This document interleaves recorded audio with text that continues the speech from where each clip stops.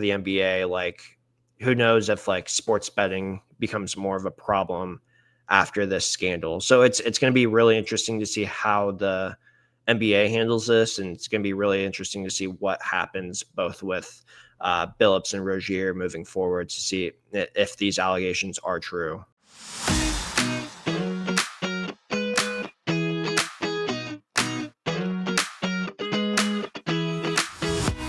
Another week, another great conversation. I have Justin Pierce from KTVU in the Bay Area, a producer there, joining me. And if you're wondering how I know this guy, we both started in North Dakota in the industry together.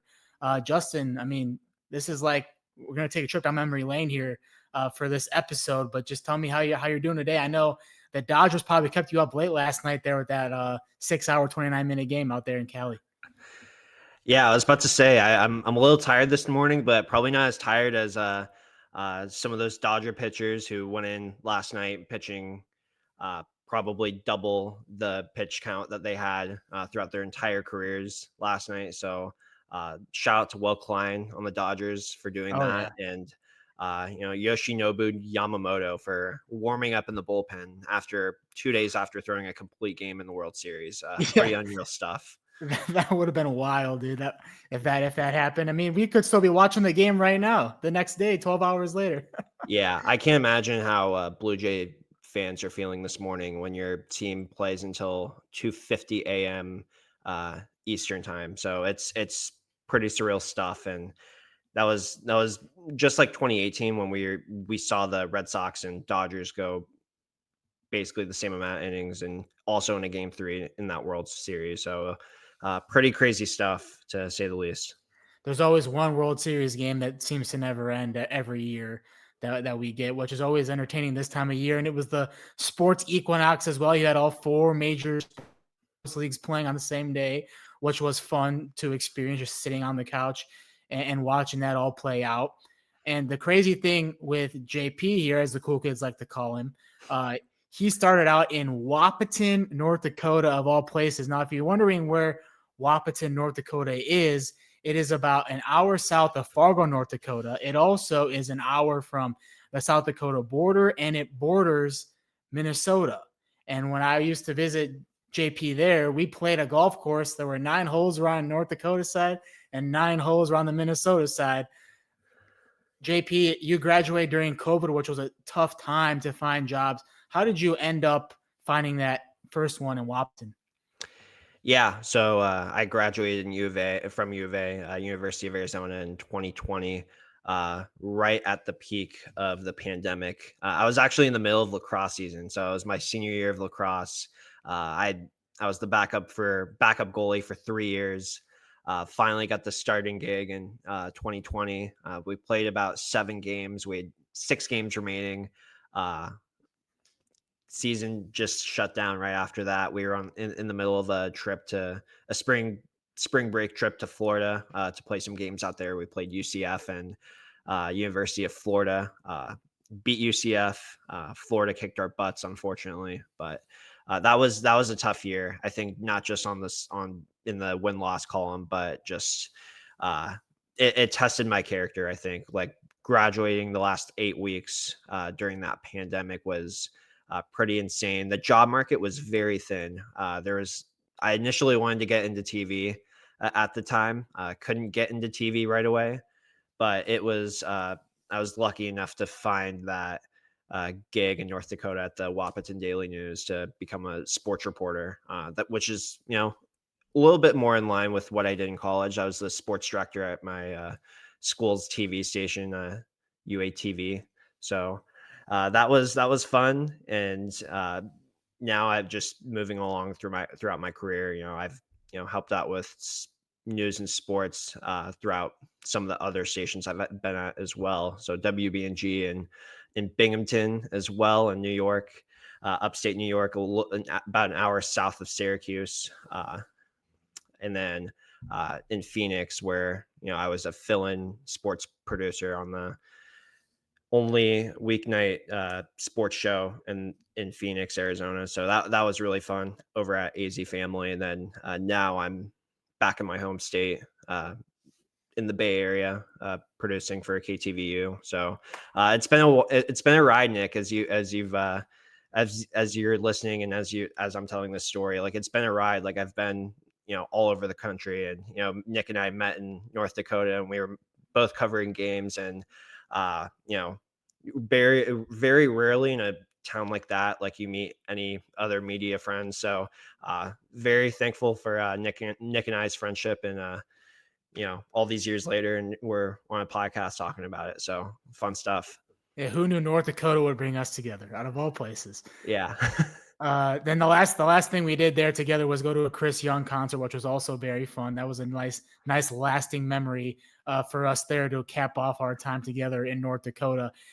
You are one of one though. I mean, I don't know anybody else who went from Wapaton, North Dakota to Binghamton, New York to Phoenix, Arizona to San Francisco, California. And if there is, find this episode and you can comment below, because I don't think anybody else but this guy right here did that.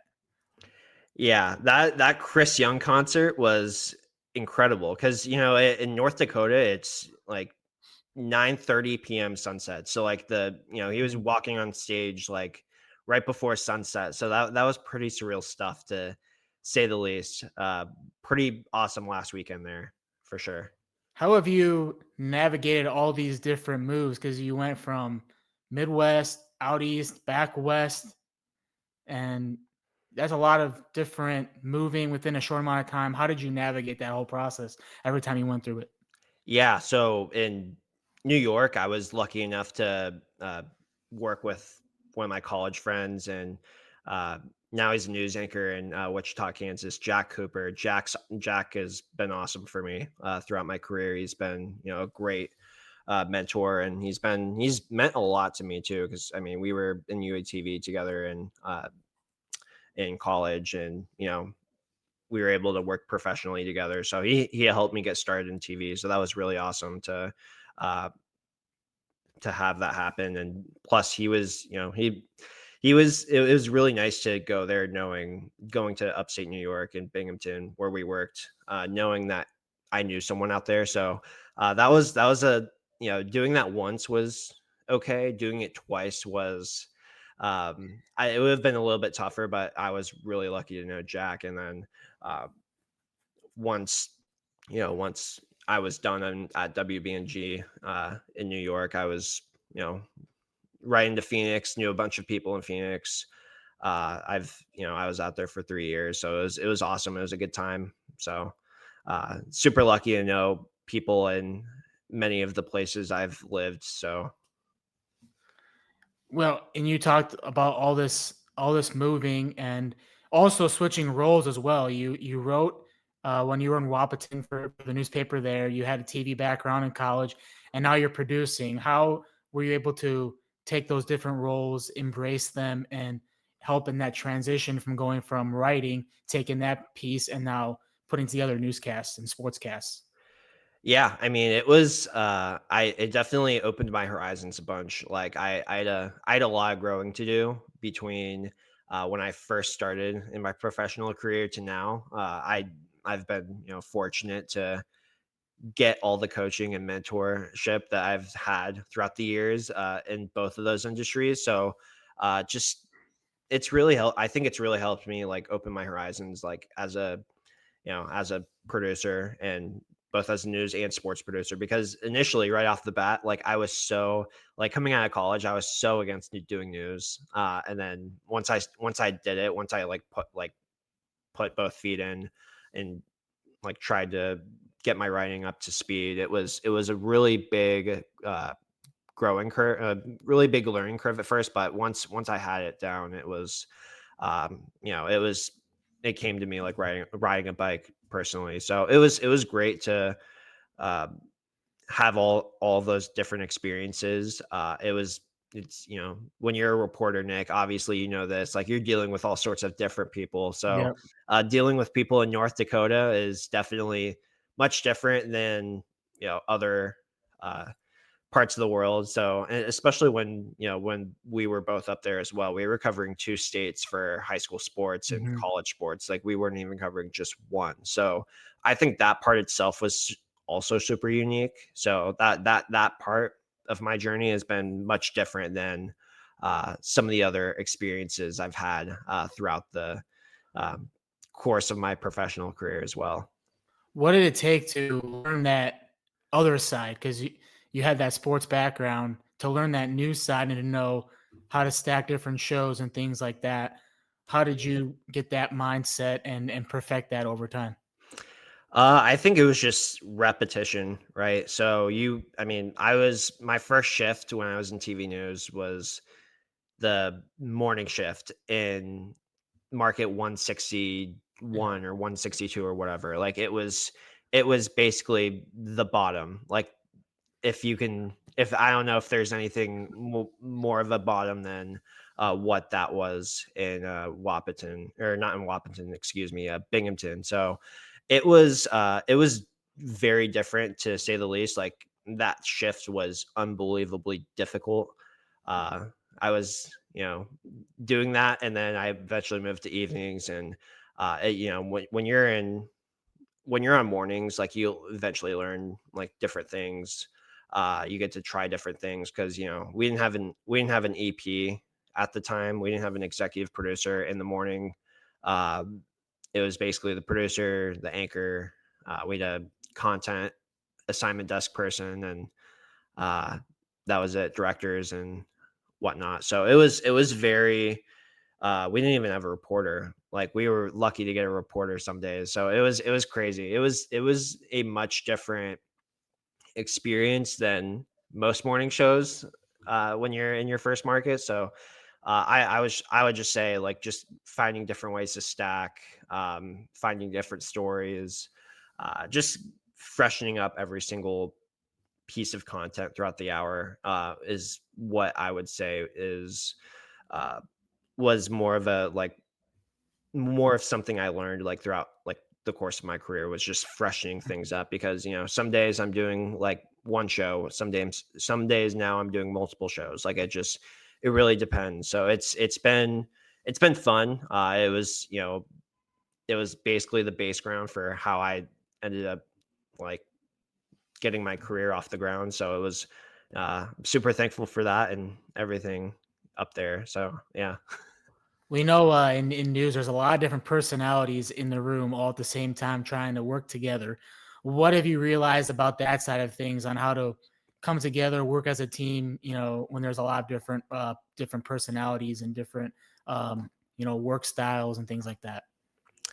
Uh, I just I would just say, take things as they come and just be receptive.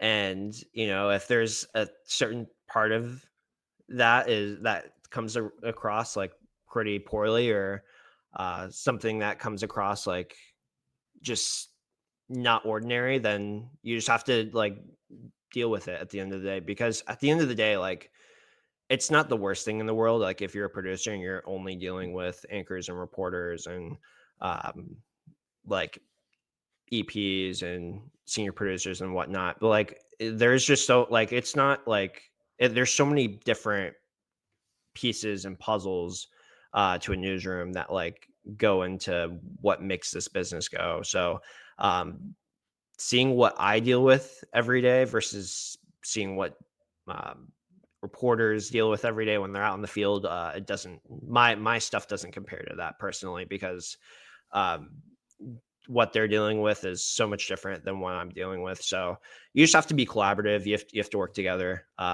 You just have to be a little bit more reserved than what you can be, because it's at the end of the day, like, you're supposed to be a sponge, right? You're supposed to be a sponge in this industry. You're going to be learning things every single day that you didn't know the day before. So, taking that for what it is, and luckily, I've been lucky to work with some, awesome anchors and reporters throughout the years. So it's been great. It's been great to learn from everyone that I've worked with, not just in Phoenix and the Bay Area, but also in, Binghamton and Wapaton as well. Seeing what they do, seeing what they go through on a daily basis to turn these stories is, it's really it was really a fortunate experience, like just overall in all of those locations. When you went to Arizona and now San Francisco, what are some of the bigger differences you see other than market size and resources that you maybe were like in the when in the smaller markets you were thinking, wow, could have really used that, or this could really help me. Like you mentioned in Binghamton, you didn't have an executive producer, you didn't know when you have a reporter, but in Phoenix and San Francisco, I'm sure you have way more resources. So they just have gone through those past experiences and now having experiences in two bigger markets and having those resources. How have you taken those past experiences and used them in your current experiences? Yeah, I think just every market's different, right? So Phoenix is they were their priority at my last station was breaking news and weather and whatnot. I mean, yeah, we have some stations up here in the Bay Area that do that, but our priority up here has been, thorough storytelling, just quality over quantity. It feels just it's a much different market than Phoenix. Phoenix, there's a ton of crime, ton of weather. Uh, Here, it's just a lot. You have to really pick and choose what your stories are Yeah. uh, when it comes to this market. So it's like you have to you have a lot more pieces to play with when it comes to putting a newscast together, and you have to really have a little bit more of a better news judgment into what's worthy for this newscast and what's not. So I take that into account with everything I do when it comes to sports, when it comes to news. I do, I take that into account with every newscast I do. So it's been nice to be up here, produce every day, and get those opportunities, and just keep learning and keep being a sponge to everyone that I work with. So Also have an athletic background as well. You already talked about being at Arizona and playing lacrosse. You also played hockey in Colorado Springs in high school. Went to a boarding school there for hockey. Just with those athletic background, how do you take that into everyday life? yeah, and like that uh, stop in Binghamton wasn't my first stop either on the East Coast. So after high school, when I was in Colorado playing hockey at a prep school, I played juniors for 1 year in the EHL over with the Boston Junior Rangers. That was fun. We won the championship that year. For me, long term, I didn't see myself being in a spot where I was only gonna play hockey, right? I liked Boston, I liked living up there, it was a really great city. Uh, Being 3,000 miles away from home, from, Boston to San Diego, plus, just, some of the options I had at the time, it was really interesting. I mean, I loved my time at U of A, and I definitely am glad I picked playing lacrosse at U of A over playing hockey, because it was just I felt burnt out at the end of the day from hockey, and only doing hockey was took a big mental toll on me. I didn't realize how much, like, not work life balance, but more of a hockey life balance I needed than anything, right? So juniors was the first year I didn't really do full-time school, and some guys were in school, some guys were in um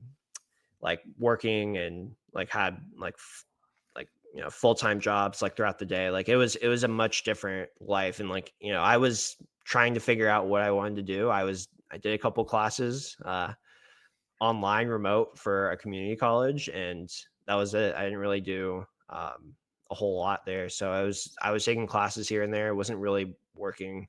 It was kind of gave me a little bit more of a it was kind of a more of a more of a little bit of a reflection of do I want this to be what I want to do for the rest of my life, or do I want to go beyond hockey, and uh really push myself to the next level professionally when it comes to uh, being in, being in whatever I wanted to do at the time. Because at the time I had no idea what I wanted to do like with my life. So my mom wanted me to be an engineer. My dad wanted me to be in the military. I kind of wanted to just do this like what I'm doing now. So, uh, but I super thankful for them pushing me into that next level when it comes to what I wanted to do for my career, and um, helping me get on the right track when it comes to what I wanted to do professionally. So I think it all started there, and just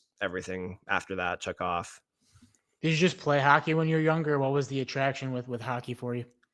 So I growing up skate at San Diego Ice Arena, and that was really fun. And I wanted to just like try it, just to see where things would go after that. And I loved it. I was in a ton of padding at the time, and I didn't know how I felt about that. But after, when I was like skating around, and uh, I would, during mini mites and like all of that, with the first like level of youth hockey there is, like, I would just, like, all the kids would be playing with the puck. I would just skate around, just do circles. And my dad was like, "Hey, bud, you need to like go and play the game and not just skate around. Otherwise, I'm just going to take you off the ice." So, um, that was a that after that I started playing, and that was when my career in hockey took off. And uh, before college, obviously, like, not gonna say like career took off past like juniors, but it was fun. It was fun. I had a great time. I have lifelong friends, like, from playing both hockey and lacrosse. And uh yeah, it was a fun ride for sure. Much different to play lacrosse going from hockey, you think, or Yeah, 100%, yeah. what um what helped you make that transition, or what did you take from hockey that helped you in lacrosse? just being a team player. I mean, just being a leader, just being vocal, just taking command. Whether I was a defenseman in hockey, so I wasn't necessarily a goalie like I was in lacrosse, but just taking command, just being a leader, just owning everything that you do. And just it was fun. It was really fun. I had a blast. I skated on the ice the other day, by the way, for the first time, Oh, in like years. So it's I skated here and there in Arizona, but I was never in the league. Hopefully I can, get back into it and maybe join a league. But yeah, it'll be fun when that happens. yeah, you mentioned leadership and those things. What do you take into your everyday life from those experiences playing at those levels? Just, at the end of the day, you have to be yourself, and just really, really be true to yourself. I mean, because, no matter what I was doing at the time, hockey or lacrosse, like, there was so many growing pains when it came to playing those sports, and like just getting better, and just like getting better at your craft. I think getting better at my craft through sports is helping me through what I'm doing now professionally. So just taking advantage of those opportunities, perfecting your craft, getting better, you know, just making sure that you are on top of it. Because if you're not on top of it, someone else is going to be much more on top of it, and it's going to play a factor when it comes to your professional life. So just being on top of it, and having everything that you need to succeed is also a big thing as well. So Quick shout out to Brady Street Blends. They've got everything I've been loving lately: protein coffees and shakes, greens, even clean energy drinks. All the stuff that keeps me fueled and feeling good. And here's the best part: just show that you're subscribed to my YouTube channel, and you'll get $1 off any drink. Seriously, it's that simple. $1 off. So next time you need a boost, grab your favorite blend, shake, or energy drink from Brady Street Blends. Big thanks to them for teaming up, and let's get back to the show. As a former athlete, how do you look at things like there's this betting scandal that just came out in the NBA with Terry Rozier, who was on the Heat. He was had these prop bets that he was taking himself out of games so that unders would hit. Apparently, he allegedly gave inside information about LeBron James not playing one game. So then a bunch of people bet that the Bucks would win the game, and the Bucks went on to win. Then you have Chauncey Billups, who's the Trailblazers head coach in Portland, who's doing these illegal poker games where you could see there was all this technology being used to pretty much cheat and win these games. How, as a former athlete, when you see these pro athletes already make enough money to be good the rest of their life and use the money on things like these types of things, how do you view that? Yeah, I think when it comes to stuff like that, just not just with gambling, but with anything regarding like violating, like allegedly violating league rules, I think when it comes to that, you have to put yourself around the right people at the end of the day, right? You don't want to be, um, you don't want to be get in trouble. You don't want to hang around the wrong people. Once you hang around the wrong people, and once you're, out past those late night hours, like things can go wrong. So I think just being surrounding yourself with the right people, just putting yourself in um, a position to succeed, obviously, is the most important thing, right? Uh, the NBA right now has a huge issue with that when it comes to this scandal. So it's going to be interesting to see how the NBA commissioner Adam Silver handles this. Whether you know sports betting moving forward becomes more regulated, like whether you can only do you know prop like only do the over on prop bets, or if you can only bet on teams. Like it's going to be really interesting to see how this NBA scandal changes things moving forward. I know the train is going off in the background, so it's uh, trying to maintain focus here. But yeah, it's going to be interesting to see how the NBA handles this, not just the NBA too, but other professional leagues like Major League Baseball, the NFL, and NHL, because everywhere you watch, like every game you watch, there's uh, an ad on the screen for DraftKings or Hard Rock Bet or FanDuel. Like leagues are promoting the heck out of this. So it's gonna be really interesting to see how that language changes moving forward, if it changes at all. Uh, what happens with this NBA gambling scandal that could affect how how it's played, and how the federal government also views this too, moving forward, because this is a tough spot for the NBA. This is a really tough spot, um, like just in general for this league. I mean, you have to own it and move on at the end of the day, and then make those changes, because that's what it's all about. I mean, you have to keep the integrity of the game intact. So once you lose that, you know it's it's a done deal at the end of the day. The train goes by all hours of the day. Just have to keep focused. It's right across the street Yeah. from my apartment, so I hear it all the time, even at 3 a.m. And I sleep through it now. So all good there. But yeah, you were talking about it. Yeah, it's not a good look for the NBA right now, especially because they are already investigated Terry Rozier for some things related to gambling as well, and he was cleared of those charges. And it was also interesting too because my cousin he used to work for the Heat because he went to the U down there, and we were curious as to why Terry Rozier wasn't playing in the playoffs last year and why he wasn't playing this year, and now we know why. Because of this. Yeah, if that is the case, then there's a lot of heads are going to turn in the NBA. That's for sure. Like if that is the case, if that is the reason why he was uh pulled, not just for that game, but for the rest of the season, like that, there's definitely going to be some backlash there if that is the case, and if those allegations are true, because that's you can't do that when it comes to being in a prominent position that Adam Silver is in. Like you have to be a little bit more transparent. You have to be like, obviously, like things like legal situations are going to play out, and obviously you can't say anything right away. But once you are in that prominent position, like certain things that you can't brush under the rug, right? Like the NFL, like for years, like they had there was a problem with CTE, and like Mm. finally they went head on and addressed it. Like now for the NBA, like who knows if like sports betting becomes more of a problem after this scandal. So it's going to be really interesting to see how the NBA handles this, and it's going to be really interesting to see what happens both with Billups and Rozier moving forward to see if these allegations are true. So Yeah, and big time consequences in the meantime for both of them. They have to forfeit their passports.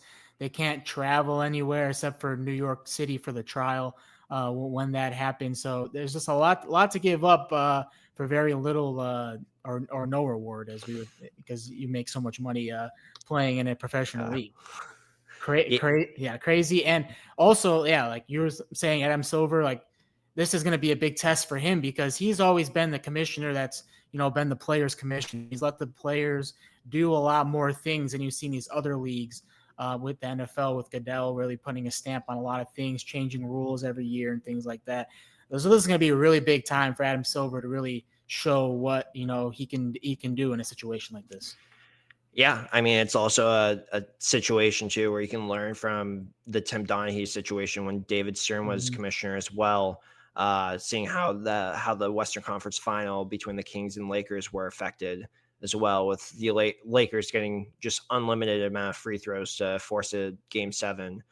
So it was complete. It was never thought we would see this in this league again after that, but I don't know how much lower it could have gotten with an NBA ref being in the middle of that during that time, but it was not. Now we're seeing it with players and coaches.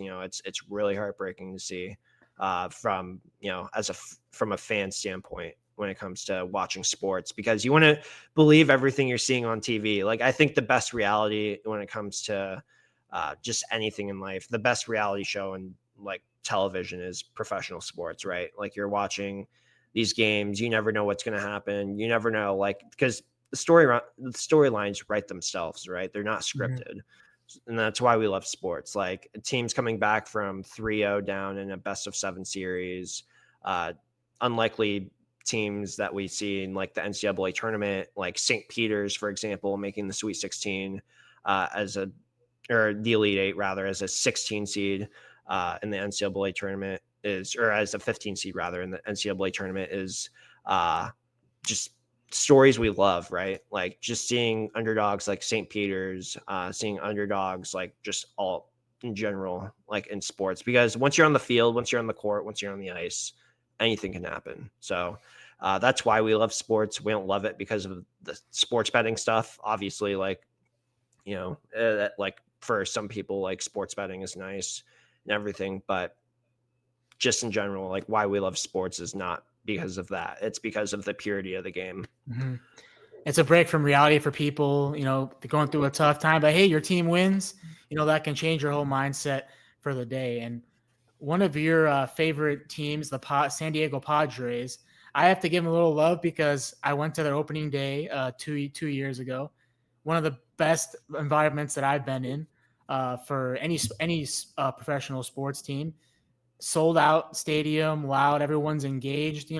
Sometimes you go to a sporting event and people are just there, they're having some beers, they're with their family, but they're not really paying attention to the game. I have to give it up for the Padres fans because they are invested. Yeah, it's a vibe, man. Petco's awesome. When you're down there, when you're downtown San Diego, when you're in the Gaslamp district, completely different from what it was pre-pandemic, right? Like 2010s were a complete afterthought. Like it was just it like the Chargers left San Diego during that time. There was no real like identity when it came to being a professional sports city. Just not really much going on. And then like once 2020 hits, like you have the new jerseys, the new brown and gold. Everyone was begging for that at the time too. So it was really, really cool to see that come back because I didn't see it growing up. I was just being born in 1997, didn't see much of the Padres until 2004, 2005. They always rocked the navy blue. So once that was out, it was a little sad, but they needed to switch up when it came to making their identity the brown and gold, because that at the end of the day, like, you want to be known, like, for, like, you want to have your team colors stick out to you, right? Like, you want to represent, like, those colors that your team is wearing. So, like, the Chargers with the powder blue and gold, the navy blue as well. Those throwback jerseys are awesome. And then the Padres too, getting a nice little uh, throwback colors with a little bit of a modern twist to it. It was really special too, because, like, when you're at Petco for I was at the playoffs, uh, the two NLDS games at Petco back in 2024. When you're at Petco for a playoff game, it's a surreal environment, and, like, I always wonder to myself every day, like, what would it be like for an NFL team to play there? It's truly insane that the Padres have exploded the market of baseball in San Diego. Like, it's by far like, the most passionate fan base in that region, 100%. What makes it the team, and why do you think that? Because every time I talk to you about the Padres, you're like, it's the thing. They're not moving because other teams have moved. Just what is it about like the Padres that they're just locked in there? I think a lot of it has to do with the stadium situation, right? Like, once, after the Qualcomm Stadium hosted a Super Bowl in 2002, 2003. They were looking to renovate Qualcomm and get some upgrades in there, but the Padres were piecing out. They had a ballpark already set in downtown San Diego. That was also the time the Chargers were looking for a new uh, stadium as well. They were trying to get a stadium deal done in San Diego. They couldn't, and they bolted up to LA. So I think after that, like, it tested a lot of people's fandom when it came to the Chargers. Like, there's a ton of people that left the Chargers, uh, like, left being a Chargers fan rather.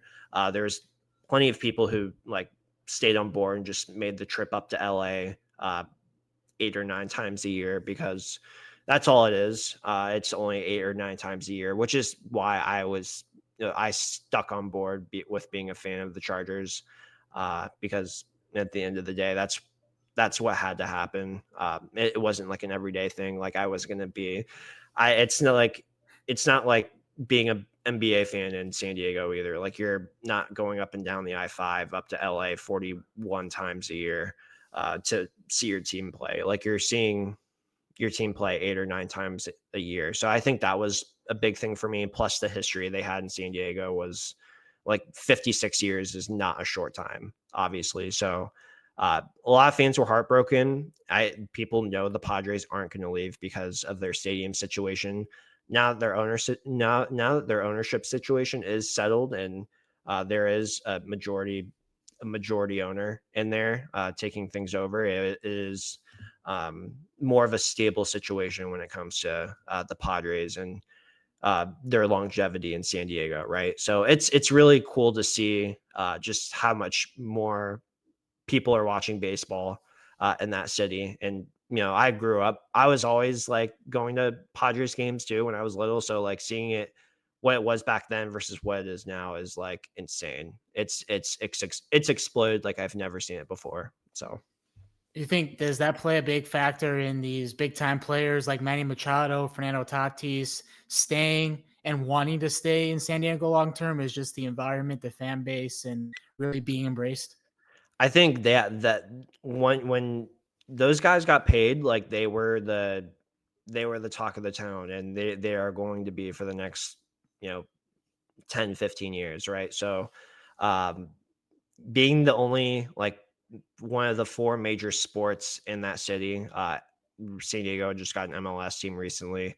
Uh being the one of the four major, like, being the only sport, like, that has, like, a being the only, like, yeah, being the only team in San Diego, like, out of the four major sports is, like, it is the top. It is pretty much the talk of the town, right? Like, you're every day you walk through San Diego, you see someone with a Padres jersey or a Padres hat. Like, it's not just about it's not just about that either. Like it's like people want to play there because they spend money, they put together a competitive team, and they're aggressive, right? They know what's on the line, and I think part of that too is the reason why I respect AJ Preller and the job he's done so much is because he's taken some big swings and trades, and he wants to get more stars down here because like San Diego is a great sports city, man. I think once more people get exposure to that, like more and more teams are going to eventually expand and come to San Diego or relocate to San Diego. But I think once that happens, like you have to get there has to be more of a foundation when it comes to the Padres in general too, right? Like you have to start winning championships. You have to start competing in the postseason. Like you have to start getting people down there more. And once people go down there and see how much of a sports city it is, sports destination, like there's going to be teams that relocate there. So I think that's when that happens, we'll see. But I think just setting the foundation this decade has been very crucial for Padres management, and I think they've done a great job when it comes to putting a competitive product on the field. Obviously, championships much different. The bar was really low before, but it's Yeah. raising each and every year. But just in general, once you have a competitive team on the field, you get more stars down there. You have opportunities to win championships, and more people are going to invest, more people are going to buy in. Like they're going to see ownership cares about the community. So I think once you have that community outreach, I think in general it's been, uh, it's big too, not just in sports. I think like just with my professional career in general, like you have the community outreach and you have that, like you have the connection to the community and you're putting yourself out there. Once you have that, like, you're set, you're invested, people see the investment and they'll watch or they'll tune in to whatever game's on and, they'll attend those games or those events or whatever, and they'll see it. For all the Padres fans watching this, you're welcome for Tatis, by the way, and James Shields trade. Forever will live and be the what if for White Sox fans. Yeah. Oh man. I don't understand. I mean, I get it. Like that's it. I don't think it says much about the White Sox doing it at the time as it does about the Padres, because the Padres being able to identify Tatis as a 16-year-old in the Dominican Republic is like pretty crazy stuff. I just think it speaks volume to what like the job Preller's done in San Diego. I don't think it should be a knock on White Sox fans at all. But you guys have a good young core. You guys are rebuilding and prospects are getting called up, and you guys took a big step this year. Like it's all about building, and I think once you guys are going to also need that investment too from ownership. So that's going to be a big thing. And once that team is competing, whether you guys will get that investment from ownership or not, because that's at the end of the day, it's not just Padres, White Sox, whatever. You have a championship as a White Sox fan in your lifetime. I do not. So for most of my life, the Padres have not spent money. So I just think whatever you have in general when it comes to whatever team you're a fan of, if your owner does not spend money, it is a done deal. Your team is probably not going to win a championship if they don't invest. And you're seeing it in pro sports, you're seeing it in college sports, right? Like Mhm. NIL era. If your team is not putting together a competitive, like if you're not spending and putting together a competitive product on the court, on the floor, on the field, on the ice, it's a done deal. Your team is not going to win. Yeah, we'll see what happens with ownership. Jerry Reinsdorf, he's known for being cheap, but like you did say, the World Series that happened 20 years ago yesterday. As we film Yeah. this on Tuesday, it was on Monday, 20-year anniversary. That was a great memory as a fourth grader for me. That's how I pretty much chose the White Sox fandom for life. I don't know if I'm regretting that now or not, but we'll see. But one player that you do love is popping off right now, Justin Herbert, the Chargers quarterback. And not just because of his play on the field. He is everywhere. He is at the Lakers courtside. He is at the World Series.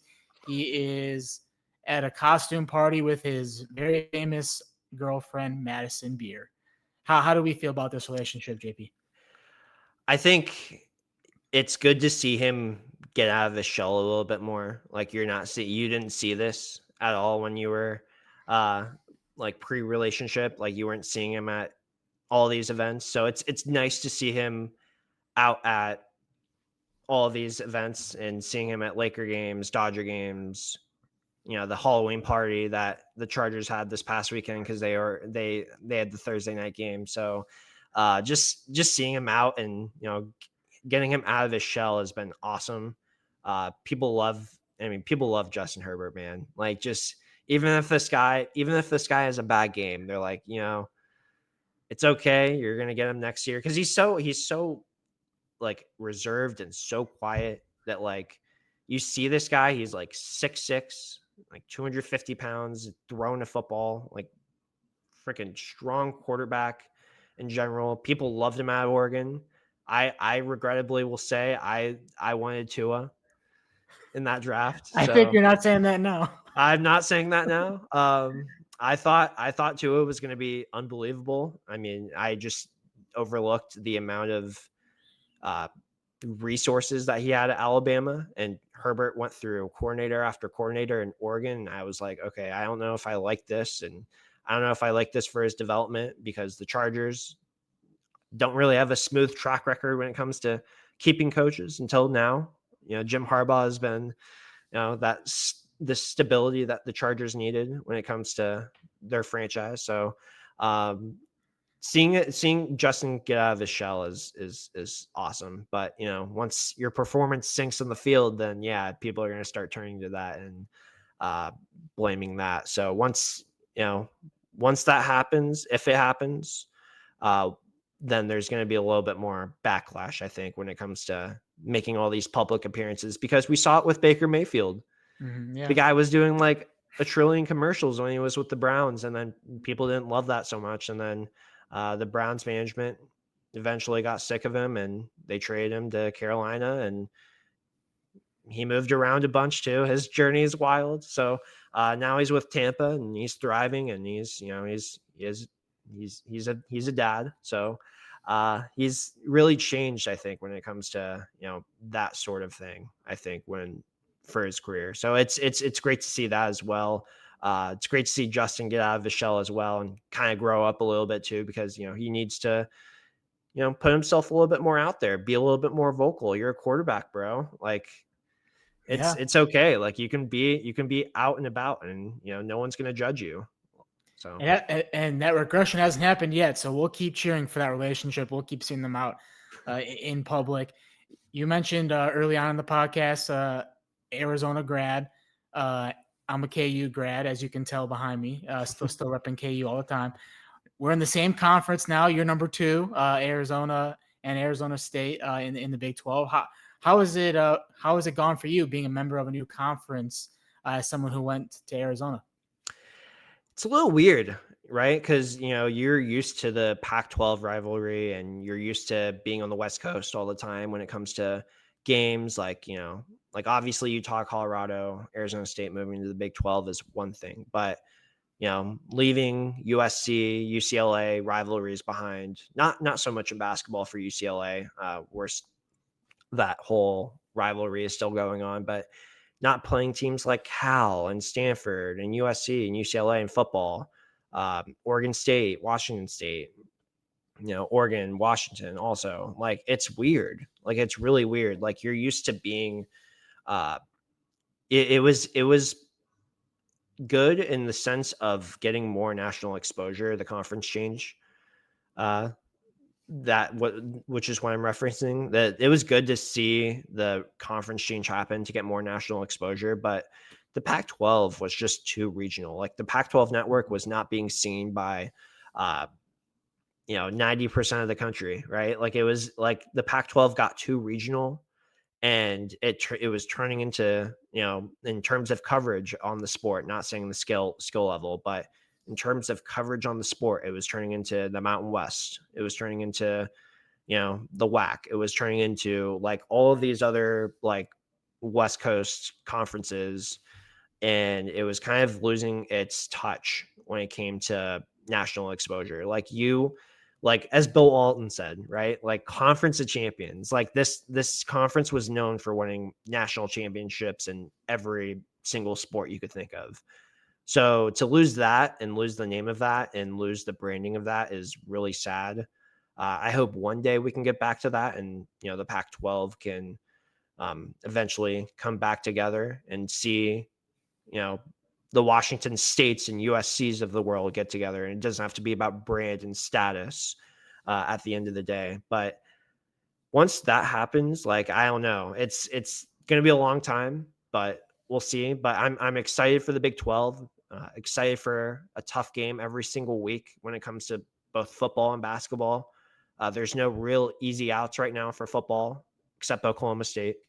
Um, yeah, so it's been nice. It's been nice to get more national exposure. Like we've had like I think every week, most weeks rather, we've had a TV game every week. I think we Mhm. had one ESPN Plus game Yep. uh during the since the switch to the Big 12 for football. But being on TNT, being on FS1, being on ESPN, being on ESPN2, like Mhm. much better than Pac-12 network, and finding a way to watch on someone else's direct TV account. So, um, yeah, it's much better for national exposure. So, It's created these earlier rivalries. I can see it with KU and Arizona, especially in basketball. Two historically great programs, great environments coming together. This year, KU gets to go down there. Arizona only came up to Lawrence last year to play, and that was towards the end of the year. And then in football, we were talking about this too. In 2 weeks, depending on what happens this week with Arizona playing Colorado and KU playing Oklahoma State, in 2 weeks' time, when KU and Arizona are playing football, I mean, that could be the battle for the bowl game. Who becomes bowl eligible? Like so, you were saying, these games are competitive games, even across all sports. yeah, I mean, there's not really an easy week. You have like every week, it could be a tough out. I mean, even though Colorado lost by a billion to Utah this past week, like Colorado is going to be fired up, and they're going to want to like take Arizona's head off when they play them this week in Boulder. So it's going to be really interesting to see how Deion's program responds. Deion Sanders' program responds to uh, that brutal loss. And it is his third year too. So like being a third year coach at a program like Colorado, like yeah, you got to start building up some wins and keep moving the program forward. And I think he's just his presence alone has done that, right? Like just Mhm. Colorado was a complete afterthought like before he took over that program. Like no one was going to any football games. The team was miserable. They were like 1-11 the year before he showed up. So it's been really nice to see the national recognition and get a competitive game like week in and week out, because everything can change just like that, right? It's Mhm. like Arizona State, for example, has been you know really hurt by injuries this year after winning the Big 12 the year prior. So just it changes year to year. It's nice to see for a conference, but at the end of the day too, like you want to see the conference get a little bit more respect. I think the respect factor needs to get up too, because they're not a bad conference. I don't Mhm. think for football. Like I think like I you see like the Big 12 champion like from last year, Arizona State, like hang in that like Peach Bowl with Texas in overtime. Just seeing that and how that went down, like you have to have a little bit more respect for the Big 12 after Yep. that. And Yep. it took a little bit of time this season, but I think they're finally getting that with multiple ranked teams this week in the AP poll. So Yep. just I think just in general, like the Big 12, like once they have that top tier prominent team like the SEC has had, the Big Ten has had, uh, over the course of time, like I think they're going to take off as a conference in football as well. So Yeah, you see it too in like the new teams that were added as well recently. Cincinnati's in the top 25. Arizona State in the first year, they're on the Big 12. They win the whole thing. UCF's competitive. Houston in basketball went to the national championship game and lost. And if you're talking about KU basketball, when I was at school there, it was part of that run where they won 13 Big 12 regular season titles in a row, and that really set the tone. And now it's like KU's almost an afterthought in the conference based on how some of these other teams are doing. Um, so it's crazy. I mean, this new Big 12 is just competition, and it's harder now. I feel like it's way harder in general because KU basketball. I mean, as fans, we're like, oh, is Bill Self done? Like in this NIL era, I mean, he hasn't won a Big 12 titles. Teams struggled, things like that. And it's making people question their fandom of these teams now with what the Big 12 is doing. I think just in general though too, like the KU game every year, KU versus Arizona game is a game everyone circles, right? Mm-hmm. Like when it Yep. comes to basketball, like that's a game everyone looks forward to every single year, and I think that's the big part of college basketball now. Like you're like, yeah, NIL era is going to take over, but in terms of like college basketball purity, like you're gonna have those games where you're still circling them at the end of the day, even if the program isn't the same as what it was a couple of years ago. Like there's like down year here and there, whatnot. Like it's gonna be interesting to see how that changes moving forward. I expect Arizona and KU to be a consistent top 25 matchup every single year, depending on where Arizona is in the rankings as well, because who knows? Like that, like a loss in the Big 12 isn't as detrimental as a loss is in the Pac 12. So it's going to be interesting. They're going to like both teams just in general are going to have their work cut out for them because it's the conference is so competitive at the end of the day. Like even Arizona's non-conference schedule, right? Like they play like Auburn this year. They play Mm-hmm. UCLA, like those teams, like just in general, both nationally recognized as being prominent programs. So it's going to be really interesting to see like how both of these two teams do in conference and the battle, like how both of these teams are battle tested too throughout the year. Yeah, and KU has North Carolina, Duke, some other big games as well. But that's the one thing that's great though is no matter if the teams are down or not, they're probably still going to be a top 25 team, and those games are going to be close. And you and I will be talking trash, and we'll be rooting for them. And in 2 weeks too, we'll see who gets this bowl eligibility first between our two programs. Yeah, that's gonna be fun. I'm looking forward to seeing both how KU and Arizona's like programs have evolved too, because KU, I mean, hey Oh man, man, like outside of that, like one team that won the Orange Bowl in I think it was 2007 or 2008, if I'm not mistaken, with yeah, Akib, 2008, yeah, 2008 with Akib Talib on the roster, like and you won the KU. national championship in basketball that year too. Yeah, that was a great year for KU. Yeah. I think outside of like that year for KU football, like it's been a pretty big afterthought for most of our lives. So it's like seeing this team like finally they didn't have to be like top 25 relevant or anything No. like that. Just being like a competitive product on the field every week. And you're seeing that too with the athletic program building a new stadium.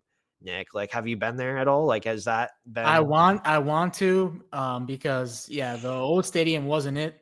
It was very very old. Only one elevator get up and down to the press box and things like that, and it was very very open. And they upgraded a lot of things, closed it in. I'm still glad that they have the view of the clock tower, like the Campanile at the top of the hill. That's an iconic scene when you graduate, you walk down the hill, you walk to the stadium. So it's cool to still see that. I'm glad they kept that. And it is great for football, although people are a little depressed after losing to Little Bro Kansas State last week in the fashion that they did, 42-17. KU fans are starting to question their fandom, like I was saying in basketball. They're doing it in football now too. But the fact that we're just getting to bowl games and actually beating the teams that we're supposed to be beating it should be good enough for now. It should be good enough for now. Yeah, I mean, you have to like that's all part of building a program, right? Like getting guys like Jalen Daniels in the building and getting other guys like that are going to be have roster spots eventually in the NFL. Like you want to build that foundation so that you could become a training ground at least for guys going to the NFL and playing at a high level throughout their professional football career. So I think just having that plus just the assets available from alumni, national like NIL, and just all that in general, being in the Big 12 as well, and keeping your brand intact is a big thing, right? Like they don't want to see like instability, like you're seeing at some of these other programs now with all these head coaching firings, like James Franklin from Penn State and Brian Kelly from LSU. Just they want to see stability, they want to see you grow, and I think that's what matters most at the end of the day. $1.67 million in buyouts already spent. And that number could get over 2 million because we'll still have to see with Hugh Freeze what happens at Auburn, and some other coaches as well might be seeing their end come too, which is crazy. College football, crazy time. NBA, crazy time with the betting, and but we're thankful for our journeys, thankful for where we're at. We're going to keep going. We're going to keep plugging away. Justin, let people know where they can see all the work you're putting together. And also, you have a podcast as well. Give you your chance to plug that. Yeah, I mean, subscribe to our podcast, The Dagger, on Apple Podcasts and Spotify. We'll be posting episodes every week of the Chargers and whatever's happening around the NFL. My buddy Corey and I are putting that together every single week. So you can find me there. Also find me on Twitter at Justin Pierce TV. Gonna double check right now and see if that's still my yeah, it is. It's still my Twitter handle.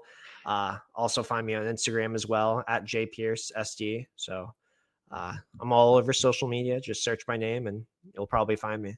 And make sure you subscribe to the podcast below this video as well. And I was on that podcast with him and Corey a couple of years ago now, but it was a great time. Make sure you go check them out on The Dagger. And JP, appreciate you joining me as always, man. You got it, buddy. All right. Thanks for joining me on Cousins Conversations, hanging out, and we'll see you all on the next episode. If you enjoyed this conversation, don't forget to subscribe and drop a comment. Have a great week, everybody.